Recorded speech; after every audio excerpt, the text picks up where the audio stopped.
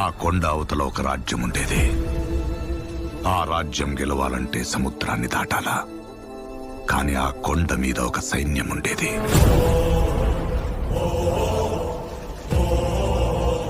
దేశం జల్లెడపట్టి రాజు తెచ్చుకున్న సైన్యం.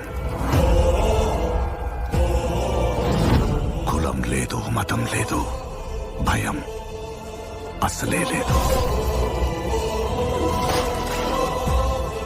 వాళ్ళ దైవం ఆయుధం, వాళ్ళ ఆయుధం ధైర్యం. రేంబగళ్ళు కొండ మీద నుంచి సముద్రాన్ని కావలి కాసేవాళ్ళు.